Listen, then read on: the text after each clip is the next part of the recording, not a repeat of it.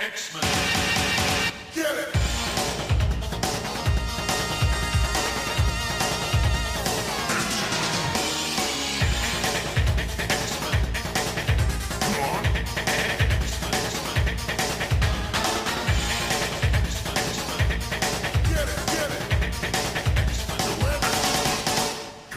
Hey everyone, and welcome to another exciting episode of Battle of the Atom.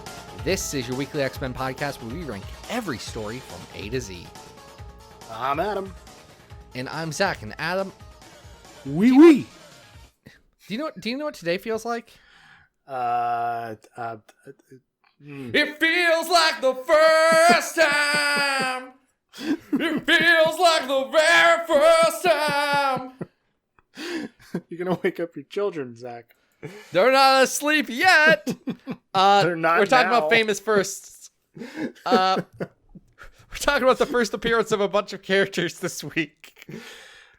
First appearances. Such a nice little niche for the comic collecting community to overcharge for books. It's just so nice. First appearances. Isn't it nice when they overcharge for books that by any reasonable metric are not a character's first appearance, but yet somehow some of us are guilted into spending several dollars to reacquire those books because we made bad decisions when we were younger? Are you making fun of me? You're making fun of me. I'm making fun of how Adam this week felt so guilty about selling his copy of Uncanny X-Men 265, the first appearance of Gambit, which is not Gambit's first appearance. By any conceivable means, that's during an annual in Days of Future Present, that he reacquired it. I did. I did pay some money for a 266, which is part of this first arc that we're going to cover. And let me just give a brief, what's this, advice column for my younger listeners out there. Is this Adam's advice? Yes, Adam's advice. Adam's advice. Adam's advice. Yeah, if you've got a comic book collection, just hold on to it. You know, like you might be tempted to sell it for some reason. Don't. Just hang on to it, you know? Adam, you say that, but I also just last week moved my entire collection of loose bound single issue, some call them floppy comics. Floppers. And it was very heavy, and I thought, man, do I really need every issue of Axis? Like, no, you don't. Could I get rid of that? Is this sparking any joy in my life? And I don't think it is, but oh man. Yeah, I mean, mileage is going to vary. Just keep the stuff you're not going to know if you miss it one day, but we're getting off track here. So our first famous first is the first appearance of everybody's favorite Raging Cajun. And this is Uncanny X-Men 265 to 267. And Adam, now on sale twice a month. And Adam, do you know who we have to thank for that? I don't. Who do we have to thank for requesting this glorious Shadow King story? Well, glorious is quite a word here. But we have Will to thank for that. Will went over to patreon.com/Battle of the Atom, and he threw a couple of dollars our way, and he said, guys, I need you to talk about some first appearances. And we are. Mm-hmm. He wanted us to talk about the Gambit one and a couple others, and we'll get to it. But yeah, Gambit doesn't even show up in this first one story here. This is 265 to 267 of Uncanny. Like Adam said, it's written by Chris Claremont. Bill Joska does the first issue's art. Mike Collins does the second. Jim Lee and Will Portasio do the third. This is weird. Well, this is an adventure of de-aged Storm. So yeah, this is post Siege Perilous, during the time when Chris Claremont was like, what if I just didn't write X-Men? Like, I'll write all the characters, but they'll all be doing their own weird stuff. And that's what we get here. I have to say, this is, strangely enough, the real era that sucked me into X-Men, because I had these individual issues and I was like, is this really what X-Men is? Because I don't think that's what it's supposed to be. And everybody's going off on their own adventures. Colossus is, a painter in New York. It's so weird. So this is the arc where it gets revealed that Shadow King really wants to get Storm for, I guess, reasons. I never quite understood why. Well, no one really understands the Shadow King. Chris Claremont has some pretty big claims, and to be fair, Chris Claremont was planning to do some pretty big things with the Shadow King, and this was him starting that. Mm-hmm. I mean, in this, the Shadow King has hounds, like from Days of Future Past, which never comes up again as a Shadow King thing, really. It's a real interesting drop of imagery in there that you're just... because he takes over Val Cooper. Right, Shadow King is inhabiting oh god, what is his name? The FBI Jacob guy. Reese. Jacob Reese, thank you. And he's been like hunting like little kid Storm across the country, and he has basically like taken over this family of yuppies and turned them into his hound slaves, and it's weird, man. Yeah. If you don't know, when Storm, I guess Storm didn't get forced through the Siege Perilous. No, Storm was captured by Nanny and the Orphan Maker. Right. Now appearing in Fine X-Men comics every month as main characters. By the way, if you're reading Hellions, somehow Nanny's good now. Not She's like great. Morally good. Nanny's good to read. Yeah. Yeah, but Nanny's gonna murder Mr. Sinister. It does appear that way. She asked him, Adam, do you know what Nanny asked Mr. Sinister? Wait, what? What did she say to him? I forget. Nanny asked Mr. Sinister how many cloned mutants he slaughtered for his experiments. Oh, right. And do you know why she wanted to know that number, Adam? Because those are the oh, she's like gonna take revenge for every single one of them, right? Yeah, she said, "Oh, Sinister. So those were like your kids? Huh? That's weird. I just needed to know how many orphans I was gonna make." Which is very good for Nanny, who, if you don't know, is a robot egg suit. Yes, who spends most of the Hellions mission on her face because she fell over. Yeah, she has fallen and she can't get up. But Nanny and the Orphan Maker did capture Storm. Havoc thought he killed Storm, but that didn't happen. No. And they de-aged her into like 11-ish. It's tricky though. I mean, depending on the artist, because they're bad at drawing kids. No one has a real idea of like how old Storm is. So from issue to issue, her height, her age, it varies greatly. Listen, she's either 5 or she's 15, and I cannot tell you which. Yeah, it's weird. But in the midst of Storm, just kind of making her way downtown. Thieving around Cairo, Georgia. No, it's Cairo, Illinois. Right, Cairo, Illinois. Not Georgia. She gets attacked in this yuppie household by these yuppie hounds and the Shadow King, and is rescued by none other than this gentleman who he's not quite Gambit, is he? No, when Remy LeBeau appears in this comic book, he's got most of Gambit's look. He's got the purple or the pink suit.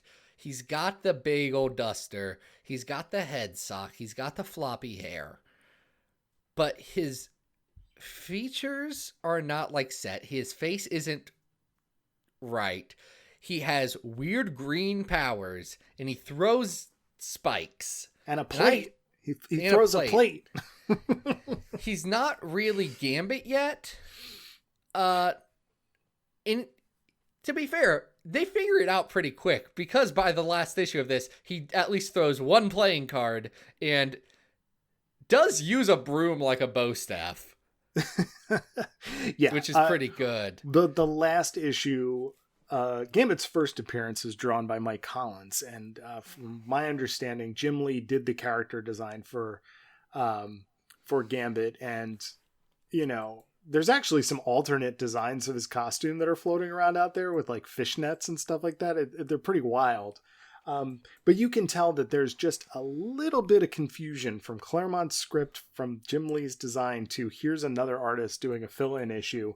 Because when Jim Lee comes back on the last issue with Portasio, that's kind of a jam issue, it's resolved. Like, the character really starts to become the Gambit that we recognize. Yeah, he looks like Gambit then. Yeah. Like, it takes him an issue, but he gets there. This is just such a weird...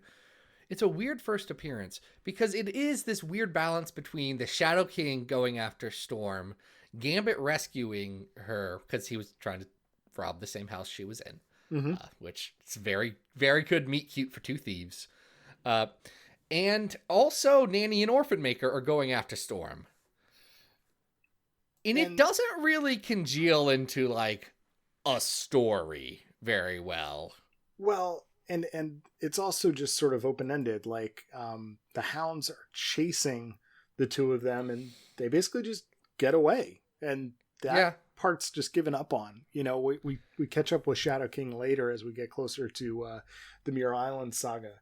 And then they defeat Nanny and Orphan Maker. So, but again, that happens very quickly. Very quickly. Like, couple pages at most. There's a weird page turn that's like, and several weeks later, they do this thing, but oh no, Nanny and Orphan Maker caught up to him. And I can understand that Claremont, after 15 years at this point, was a bit tired of going back to the same well. He was always trying to move the characters forward, and I get it.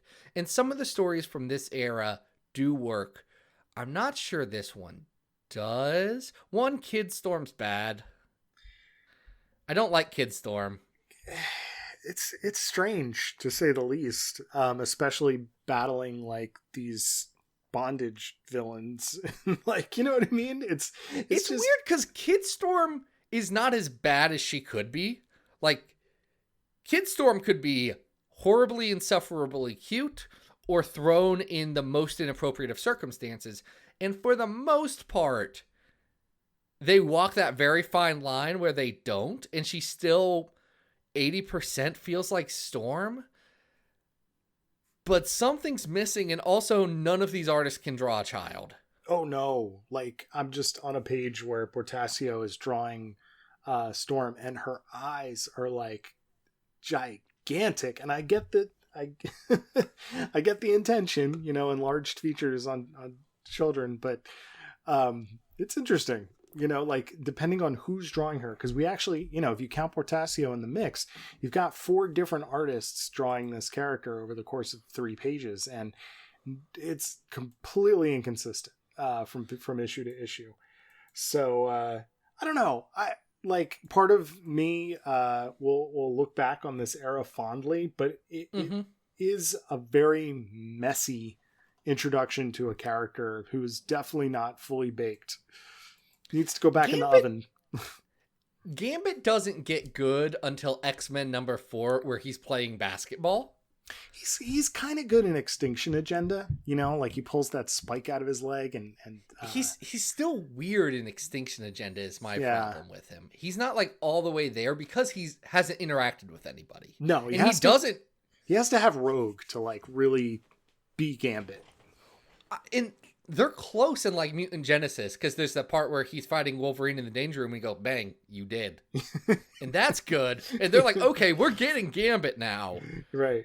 And they finally get it with like the Brood stuff and Omega Red stuff. But yeah, it takes a hot minute for Gambit to really get going. But I'm glad he's going now, because he's our good little trash Cajun. Yeah. I also do appreciate the 3rd issue here, because like there was this era where you got a couple of issues where it was like, all right, well, who's even drawing this? You know, like, you could pick apart the issue and go, okay, well, this is clearly Wills. This is clearly Jim. Maybe they're inking over each other. Maybe this is more of a Scott Williams page. Like, I kind of enjoy that just from an artistic perspective, but overall, I agree that it's quite messy. So I think we should put this on our big old list. Are you talking about our big list of 417 bespoke X-Men comics ranked from best to worst? That's with our number 1 story being the House of X and the Powers of 10. Our number 100 story being the X-Men and X-Factor Parts of Inferno. The 200th story being Old Man Logan, Glob Loves Man Kills. The 300th story being, and I've got to find this one, Ultimate X-Men, The Tempest, which that has Charles Xavier's greatest enemy in it. Do you know what Charles Xavier's greatest enemy is? Stairs. It's a terrible joke. It's really mean. It's horrible that gangster Mr. Sinister does. 400 is X Factor Multiple Births, and 417 is the Draco. Oh, this is better than that. Where do we have that story where all of the X-Men go out to space, and then also Rogue does some stuff with the Savage Land and Magneto? Because this is worse than that. That would be the stuff around X-Men 275. Oh, that's at 137. Yeah, this is way below that. No. This is much worse than that. It's because this is worse than Glob Loves Man Kills. I would agree. Is this okay? No, this is so. I was looking at 300. At 301 is X-Force 29 and 30. Adam X the Extreme is back, and things have never been deadlier. Mm-hmm. I actually feel like we're in the right spot. I would say that the Adam X intro is a little bit more consistent with the character. I mean, you know who Adam X is when he's dropped into the mix. Yeah.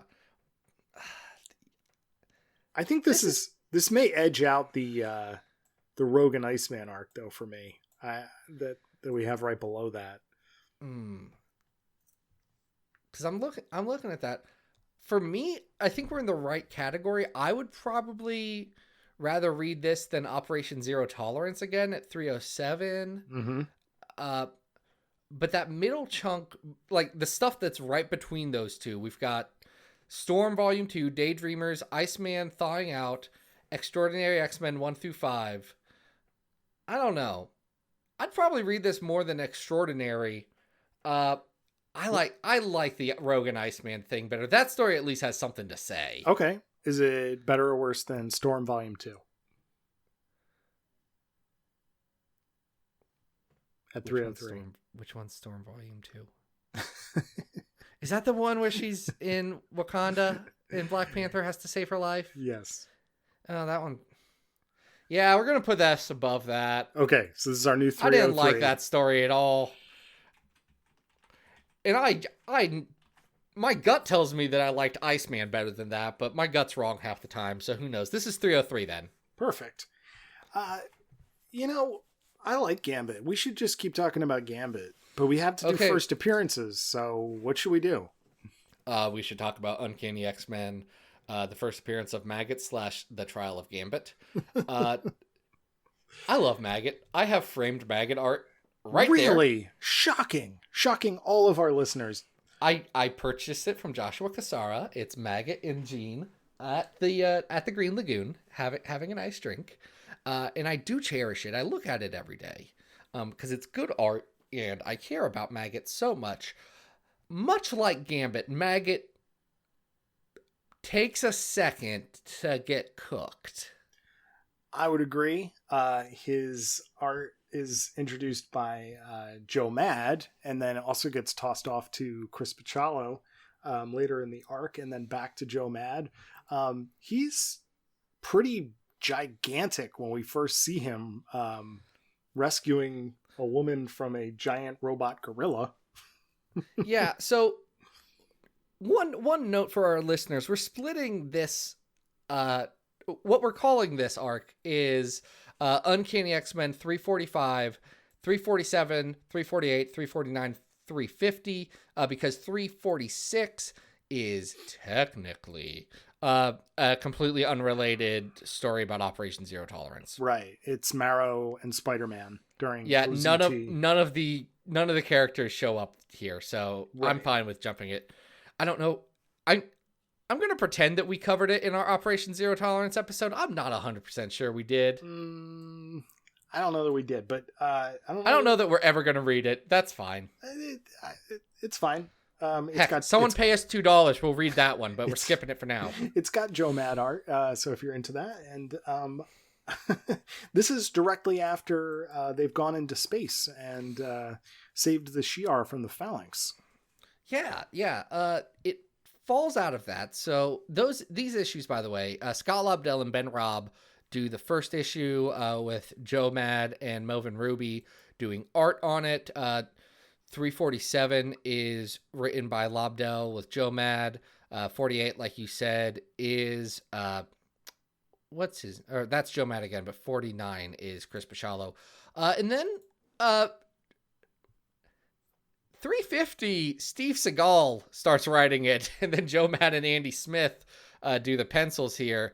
Because Scott Lobdell was no longer working with the X-Men at this point. Very abruptly. Which is a wild place to depart. I mean, given the... Listen, it was about time. Yeah. So this is a very, very bizarre set of issues where we have Maggott chasing after Joseph for unknown reasons. Joseph, the amnesiac Magneto. We assume, right? We assume, and we find out slightly differently by the end of this arc. That is correct. In a very, very weird look over there kind of way. But Maggott does manage to, kind of do a little bit of hunting in the background before he has an all-out brawl with Psylocke and Angel.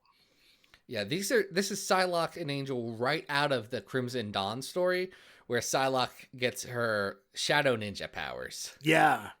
So they end up at the trial of Gambit as well after dipping into one of those shadows. Strangely enough. Yeah, because the spaceship everyone's in crash lands and they don't know where they're at, and it turns out it's the Savage Land, and also Bishop and Warbird have disappeared into the ether, not to be seen for... Bishop doesn't actually show back up to the X-Men for 4 years.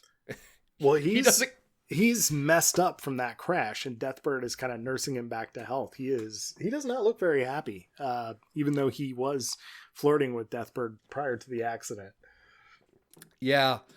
They think they're on an alien planet, but then Gambit finds his old bounty hunter friends, Spat and Grovel, who are characters that Joe Mad designed because he said, you guys aren't going to make action figures out of these guys, and then they did. They sure did. Spat is a woman who ages backwards. She has Benjamin Button's disease. Yes, she is. That Gambit gave her. She's like Gambit gave her Benjamin Button's disease.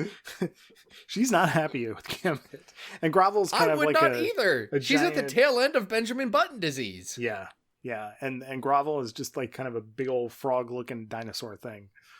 Yeah. But they get found by Nanny, who's Magneto's robot that once fed the X-Men baby food. Right, not the same Nanny as our egg friend from the previous story. This is a different Nanny, though. Man, if I was Jeff Johns, I know where this is going. Go ahead. I would definitely write a comic where Nanny's armor was actually built from Magneto's old robot Nanny. I thought you were going to say 3 nannies. There's a third nanny.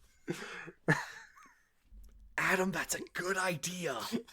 And I'm going to edit this part out because we need to copyright that real quick. I'm going to email Jordan and just have it say 3 nannies. Do you want to know more? You can't pitch it to him. You know that. He's the editor of X-Men. I'll tell him, Jordan, I've got a pitch you have to hear, but I'm not going to send it to you unsolicited. All I'm going to say is the words 3 nannies. Nannies? Oh my God. Yes, so this Okay, we're back. We're not at... Okay. Anyway, yeah. So, Nanny. Yeah, this is one of the 2 nannies. And they all get captured and chained to the wall. Rogue is experiencing Gambit's hidden past From After when they she bone. kissed him. Yeah, so We forgot they bone. Yeah, it's weird. Like, Nanny has depowered them, and Gambit will not tell Rogue what the deal is. And yet they still hook up. Even though He does say, so I know that I'm keeping a deep, dark secret from you, and that you're very angry about that. But also, I mean, you wanna? And they do in between comics, in between issues. It's not even sexy. It's a weird thing to say, oh, and they've definitely now had the sex. Well, it's made very clear in issue 350 that they have. But it's weird, right? I mean, especially given that all of them should be chained in pretty close proximity to each other. I don't know how they like. Listen, do you think that's going to stop Remy LeBeau? Well, I do know one thing that is trying to stop Remy LeBeau, and that would be Eric the Red. Adam, as we all know, Eric the Red is never actually Eric the Red, even though, as the X-Men say that line, they need to recall back that there was a real Eric the Red who was, like, important to the Phoenix stuff. So maybe they were wrong about everyone just wearing this costume. Sure is confusing. And this does turn into the trial of Gambit. And this is where we finally, after many, many years of pushing it off, we finally get the grand reveal that Gambit was part of the Marauders, hired by Sinister to lead the Marauders to the Mutant Massacre. So there's an interesting thing about that, where they want Gambit to have done a bad thing, but they also write in just enough plausible deniability that Gambit wouldn't have been, like, irredeemable. Like, he doesn't kill anyone. He didn't know that these people covered in guns were going to murder all of these guys. He also this saves doesn't line up with Mutant Massacre, but whatever. No, it's confusing. He also does save an infant or a small child version of Marrow. Yeah, he saved Sarah. So we do get these sort of redeeming qualities here, but man, oh macaroni! When you read this, was this, when this reveal came about, were you aware of it before you read it, or was this like a surprise as you were reading it? Adam, I grew up on the DK X-Men Ultimate Encyclopedia. So you knew. So yes, you knew. I knew that Gambit had a deep, dark secret, and his secret was he actually was working for Mr. Sinister and the Marauders at one point to lead, but explicitly not kill any Morlocks. Sure. I mean, it is still the fact that he led them there to slaughter them. I mean, it's not that they couldn't have done that on their own. Because up until 1997 they had. Right, it's a very strange retcon. They followed Beautiful Dreamer and they were like, oh yeah, we're gonna murder you, right? And so anyway, Gambit does sort of get off scot-free because Rogue takes it to Eric the Red, who turns out not to be Eric the Red. Surprise, surprise. Turns out it's Magneto. It's Magneto for no actual reason. There was no planning involved in this. It's dumb and bad, and it doesn't make any sense why Magneto would do these things to sow discontent among the X-Men. It really doesn't make much sense. And especially given the long story of Joseph, you would have, and even all this stuff with Maggott coming to try and hunt Joseph down, like you would really hope that this would pay off somehow, and it just deflates that whole buildup. It really does. To be fair, they just go with Maggott being like, oh, I've actually met the real Magneto now. So obviously this guy's not it, but I'm not going to tell him because Magneto, my good friend, did ask me. Hey, look, despite how all of the, how much this is like kind of goofy and how much it's a really odd fitting, ill-fitting retcon, I still think I enjoy these issues quite a bit. Joe Mad's art is terrific. If you're a fan of this era, you probably look back on it quite fondly. There is something very cartoony about Joe Mad's work that really I don't know. It just makes me enjoy the storyline regardless of how silly it is. I think my problem is I don't like Joe Mad as an artist too much. He's never hit with me. And that's a me problem, not a Joseph Madureira problem. He has his own problems. Most of them are JRPG related. But look, dude's made a career about it, so I ain't got nothing to like actually dog on him about. Good for him, following his dream, doing what he loves. But I gotta ask, because you're such a Maggott fan, like this must have sparked something in you as you started reading it, right? I mean, like, no, because here's the thing: Maggott, much like Gambit, isn't Maggott in these yet. He's got the slugs, but in this, Maggott is 20 foot tall, jacked as all get out, and Australian. Yeah. And that's just the Maggott I care about comes from a very specific time. And that very specific time are the issues of X-Men where he's a good boy. And he's a small boy who likes to pretend that he's got game but is really scared about everything and only turns into a giant blue Hulk monster after his maggots have eaten so much and gone back into his body to give him extra energy where he hulks out. I assume if you're listening to an X-Men podcast, that's not even the most popular one, or the one that explicitly explains things to you, that you're quite aware about Maggott and how his power is that he has 2 slugs for stomachs, and those slugs can eat through anything. Yeah, maybe we're just expecting that everybody knows that. But I've gotta assume. Listen, if someone's putting up with me on a weekly basis, this arc they've figured out Maggott. This arc is not explicit about that, though. We know that they're sort of his attack dogs, but it's they're kind of like robots in this arc, right? And they do have like some mechanical stuff to them, and they get absorbed back into him, but it's off panel, and which it usually is. But we really don't have a good idea of what Eenie and Meanie are all about. So anyway, I enjoy this quite a bit. I think I enjoy this more than the Shi'ar arc that precedes it. I mean, the art is consistent for the most part. It's kind of this fun Savage Land adventure, and it's goofy, but it brings me back to the 90s in a very good way. Well, where is that Savage Land adventure? Because that may change. I may be able to agree with you, because I also don't like Joe Mad in that, or not the Savage Land, the Shi'ar adventure, because I also don't like Joe Mad in that one. I think he's also bad there. I think you liked the Cannonball.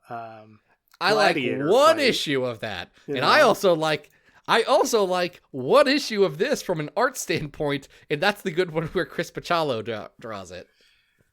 It's so weird to hear that, though, because like they have such similar inspirations very clearly. Like they have similar inspirations, but they go in a different way, where Joe Mad is like cleaner lines with looser interpretations of characters. Like his characters are a lot more flexible and like jumping at you at all times. But Chalo's is a lot dirtier and a lot like a bit more rigid than Joe Mad's influence. I don't know. I think they look different. Yeah, you're not wrong. I mean, they are different. I just think like they're in the same kind of like universe. And it's weird because like this is that part of Chris Bachalo's career where like he's really starting to lean into the anime influences. Like you definitely see it in his Psylocke, during those fight sequences. Like the head, the eyes, the body's a little bit smaller. Anyway, this is right after he did his return to Generation X, where it was too far. Everybody's a little too tiny. That's Chris Pachalo's chibi period. Yeah. But that's at 236. I think we're in the right spot. I this? like this better than... You like this better than Sabretooth in charge, where Omega Red gets a tiger? Where do we have that at? Right below it, at Yeah. 237. Absolutely. This is fun. This is Omega fun Red X-Men. Come on, man. This has some really cool parts to it. Like, Does it? yeah. What's good about this? What's good on this one? Because the know. space stuff's bad and the trial's bad, and them waiting for the trial for 3 issues is also bad. I don't know. I think if you're I a think Gambit, you just like Joe Mad. I think the art is great, and I think that if you're a Gambit Rogue fan, like, this is great. This is like them confronting all of their conflicts that just stem from a single kiss, and then they still end up consummating their relationship. It's And I then don't she know. leaves him in Antarctica and says, yeah, screw you, dude. Yeah, reasonable. You can't be redeemed. What villain could ever be redeemed by the X-Men? Dun dun dun. Here's what I'm gonna say. At 222, we have Uncanny X-Men 300. I like this better than that. My ceiling, Adam. My ceiling is 233, Colossus God's Country. Really? Yes. But above that, What Happened to Kitty? Better. Jeff Parker Exiles? Better. Charm School? Better. Happenings in I was gonna say, there's an X Factor arc there that is not as good, and Truth or Death is not as good either. I like Truth. There's some weird ranking going on here. We got a weird middle section of the list. Yeah. Here's what I'm going to say. I'm not going to put it above Truth or Death. I can't. I can't put it above Truth or Death. Not that I love Truth or Death, but I really disliked this story. Oh, wow. Okay. I didn't realize you Like, felt I that did so not strongly. enjoy this. Okay. Then I'm a big advocate for Colossus God's Country, and I am looking at some of these other stories, like Special Edition X-Men Backup. Yeah, which Special Edition X-Men Backup's pretty good. It's pretty good, right? So let's use God's Country as the ceiling. I can deal with that because, I like that story quite a bit. And this will be our new 234. I'm fine with that. Great. I think Rick Leonardi does some of the same tricks that Joe Mad does, but better. But I also don't like some of Joe Mad's influences, and that's a me problem, not a him problem. I think both of us are going to have some problems with this last story. Oh, yeah. The last one we're doing is X-Men 28. It's the first appearance of Banshee. Talk about not fully formed yet. Where's my spy guy from Generation X? What is this horrific racist caricature of an Irishman? This is a Roy the Boy and Werner Roth original. Roy Thomas. Dick Ayers does the inks on this one. It's listed as the start of the Factor 3 story arc, which is kind of just a loose thing that happens during this chunk of the Silver Age. Jean Grey's at college, and she's dating Ted Roberts, and they haven't really replaced her because she still does all the X-Men things. She just doesn't live at the school. Right. But also Calvin Rankin, the Mimic, is here, and he thinks he should be team leader. Well, he thinks he's the best of the X-Men, even though he realizes in this issue that if he gets far enough away from the X-Men, he can't do anything. To be fair, he's equally as competent as all 5 X-Men as long as he's within like a mile of them. Yeah. He stays in that radius. He's in good shape. Yeah, he's better than the Silver Age X-Men suck actually at things. Have you? X-Men editor Jordan D. White has been reading all of this recently and has been giving all of the Silver Age issues an efficacy report. Just how good are the X-Men at being superheroes? And the answer is always pretty bad. Oh, they're terrible. They're not great. No, they are bad. This issue features what looks to be a supervillain version of Banshee. And I just want to take a second. There's a really great Twitter account called Claremont Run, at Claremont Run. Back in July, they pointed this out, which I think is really interesting, that this depiction is actually based in some older British propaganda of the Irish. His top lip is something called a simian shelf, a protrusion around the mouth that was typically used to make cartoon representations of the Irish. And it's wild that it appears in this issue. You know what I mean? We're talking about a leftover from the Victorian era, and here it is in 60s X-Men comics. Check that Twitter account out, by the way. It's great. But this version of Banshee is so different than what we're used to Banshee being. Yeah, I don't know enough about the mistreatment of the Irish to say what specifically they did, but if you look at a picture of Banshee and someone told you, oh yeah, that's a racist caricature, you'd say, I see it. Yeah. It's not, oh no, I'm seeing old British propaganda now. This is bad. Oh yeah. Yeah, it's really based in that imagery, and it's not great. Banshee is actually being mind controlled by what the cover promises is going to be a really terrifying villain, the Ogre, who's basically a guy in a purple jumpsuit. The Ogre sucks. I honestly forgot that he's the real villain of this. And they defeat the Ogre. And the Banshee is basically like, hey, I can take my headband off now and not be mind controlled. I'm a good guy now. Which is nice. I like Banshee as a whole. I don't think Banshee as a character has gotten the opportunities that he has deserved ever since Generation X. Yeah, Banshee's a fascinating character given his history. You know, I feel like they've played very fast and loose with his design and his age over the years. You know, he's been presented in the all new, all different era as sort of being an aging superhero who's then depowered. Well, he's older than the young adults and teenagers, which means Banshee's like 40. Right. Like Banshee's old enough to like have experience on his job and probably move up into a leadership position, but you wouldn't call him like a veteran. No. But here really, I mean, he does have the basics of the costume design down, and he can make supersonic squeals. That's about where the similarities end. So there's not a lot of content here to recommend.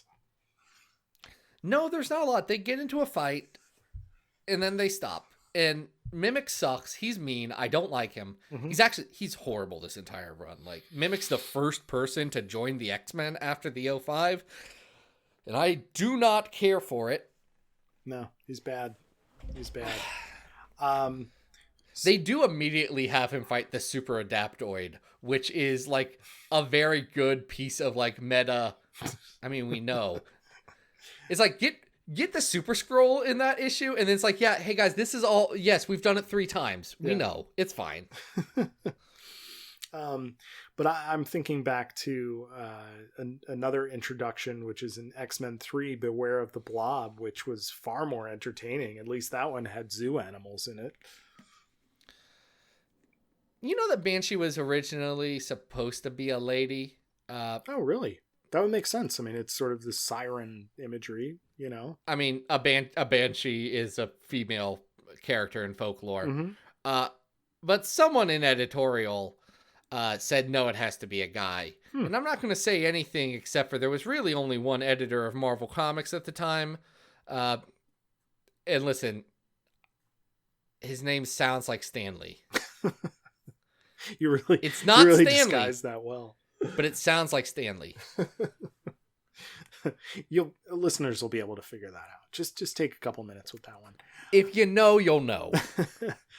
So anyway, we got Lady Banshee later, and she's actually better. Thank God for that. Have you? Okay, can we take one quick tangent about Siren? Please. The Morrigan, aka Banshee. They've started drawing Siren's powers as her screaming, but the screams are actually are the words that she's screaming, but it's being designed as if it's like behind her. Mm-hmm. And that's not how screams work, but it doesn't matter because you can't hear a comic and it looks dope. Yeah. Pepe pulls that trick in Creation, and then we see it again in X Factor 4. I think it's, Carlos Gomez does it there. I hope that's just like the signature for Teresa now, because that rules. Yeah, it's pretty cool. All right, I'm all the way down at 359. I think X-Men 3 Beware the Blob is better than this. It is. We were trying to think about good Blob stories earlier, and that's rough that one's in the top half for sure of good Blob stories. We're gonna figure that out. What else do we have in Silver Age? Let's see.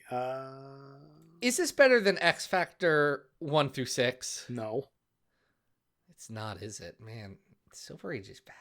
I mean, this is a particularly like dull issue, and it's dull, and then it's weirdly racist. Yeah. Like, I understand that anti-Irish sentiment was a going concern until, like, a violent going concern until like the 90s. But that's not, it's not been a concern in America's in like my lifetime or my parents' lifetime or most of my grandparents' lifetime. So there's a weird like cognitive dissonance to now realizing that was a very racist depiction of Banshee. Yeah, it's just... That's throwing me off. Yeah. I don't like that. I don't... Let's see. Is it... Yeah, go ahead. Is it as boring and bad as the Warlock Wakes at 405? The Warlock Wakes had that really cool moped with wings. So I might give it the edge. This, if we're saying has one cool thing, from the neck down, Banshee's costume and design is great. That's true.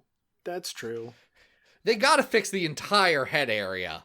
Yeah. Because that's all messed up. But from the neck down, it's pretty good. I'm going to give the edge to the Warlock Wakes. At least I know, like, they defeated the villain by putting his cape over his head. Like, that's kind of cool, right?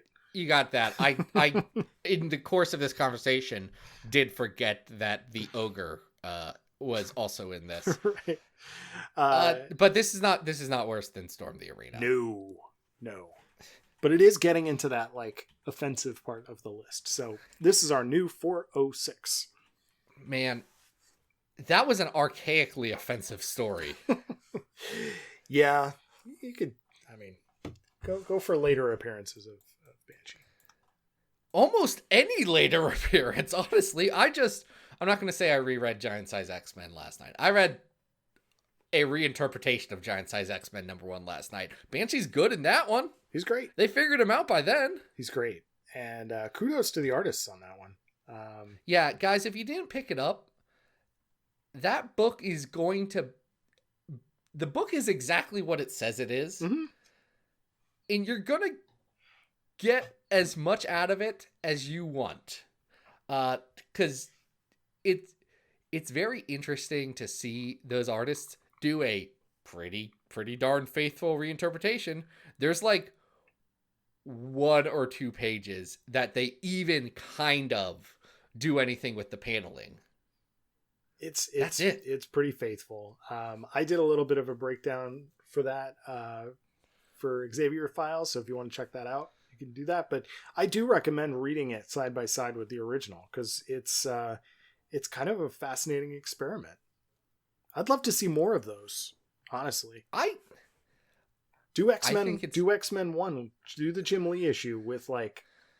Oh, I thought you meant bad X-Men 1. Yeah, no, do the Jim Lee issue. Right? Like do the Jim Lee issue with that one would rule. With like 40 different artists. That would be so much fun. That would rule. Right? Because the reason I think that would rule more than Giant Size, not that I don't love Giant Size. The Jim Lee one, by the fact that there had been so much more comics and there were more time dedicated to comics and that was a big issue that Jim Lee could focus on. Mm-hmm. There's big splashy things all throughout that comic.